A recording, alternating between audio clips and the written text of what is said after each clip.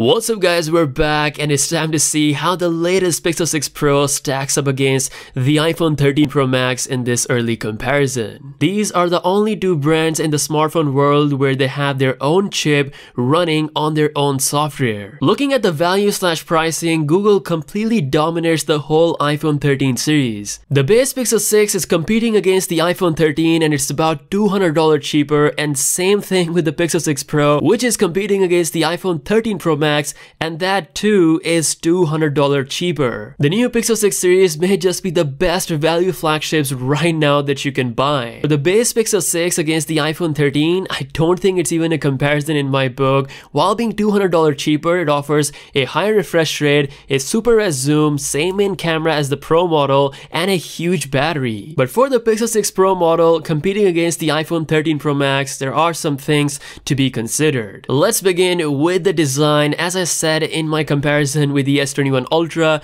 Google has succeeded in creating a unique look for their phone, but at the same time they kind of missed the mark because there's no matte finish variant, so you're pretty much stuck with glossy backs. Now the thing with glossy backs is that you have to deal with the fingerprints all the time, whereas the iPhone 13 Pro Max brings a matte finish and it's fingerprint free and much cleaner. I do appreciate the fact that the Pixel 6 Pro is slimmer and lighter to hold in hand compared to the iPhone 13 Pro Max, but it's also at the same time super slippery. Like, this is the only phone this year that I cannot recommend you to use without a case protection. The 13 Pro Max is a big heavy boy with boxy design that actually gives this phone a pretty good grip when you're holding it. When it comes to the front design, the Pixel definitely wins. The hole punch is always better than the notch. Speaking of the front design, the display on both of these two phones are ridiculously good. We've got 120Hz variable refresh rate OLED panels, beautiful bright colors, and incredible detail.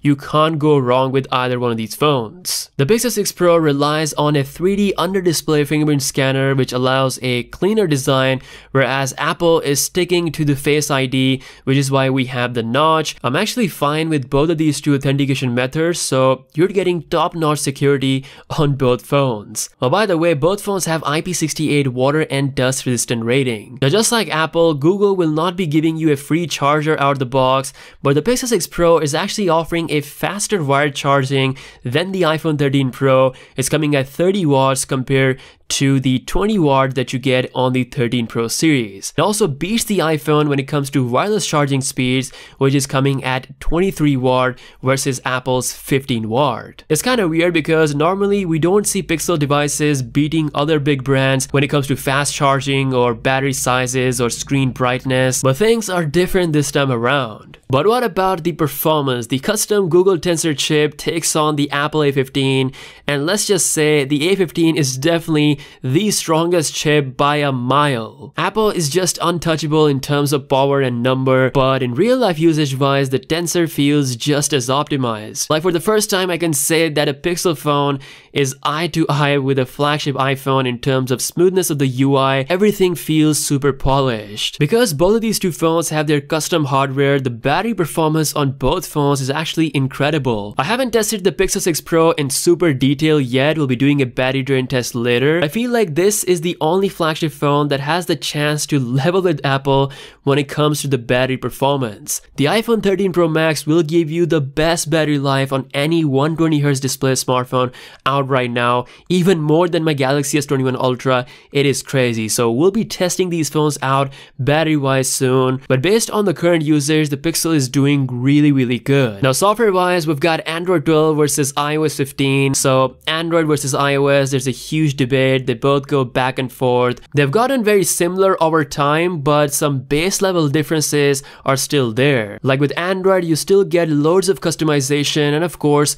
the brand new Material You theme engine. While iOS, on the other hand, it's super optimized to work with Apple devices. It's got an edge over Android devices when it comes to third-party optimization with Instagram and Snapchat, and yes, even over the Google Pixel 6 Pro. So I really hope that these apps get some optimization update for the Pixel 6 Pro now that Google has its own custom Tensor chip. Like, just to give you an example, the Instagram camera utilizes not only the ultra wide and zoom lens, but also the macro mode on the iPhone 13 series within the application it's pretty amazing. This may or may not matter to a lot of people, but overall I will say both operating systems are very close and they have their own strong points. Now, even though Google has got their own chip running on their own software, they cannot promise you the same level of long-term software support as Apple, which at this point is 6 years. Yes, the 6-year-old iPhone 6s that came out in 2015, the same year where we saw the original Pixel phone,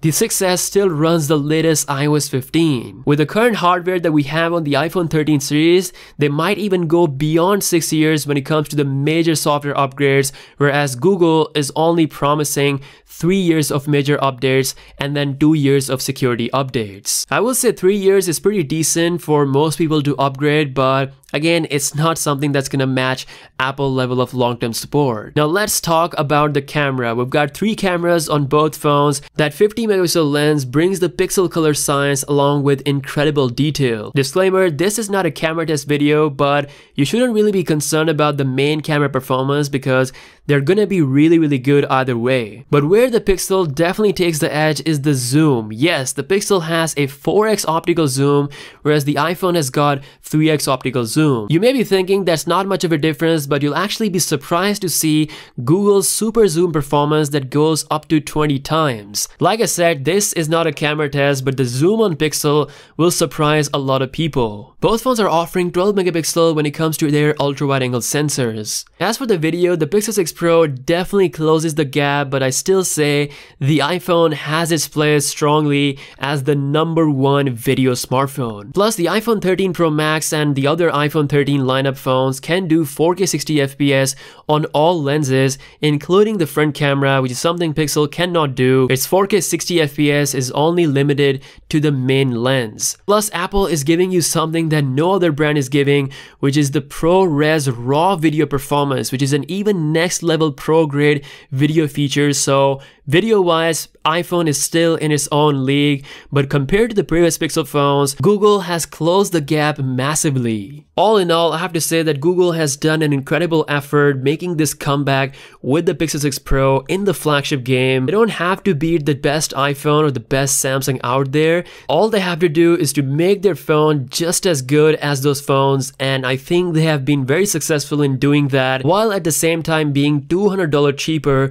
which is super impressive. While there are some small things that are still better on the iPhone 13 Pro that may matter to some people when it comes to the overall experience, Google is still bringing quite a lot for the price. Let me know what you think in the comment section below. With that being said, I'll see you guys later. Peace out.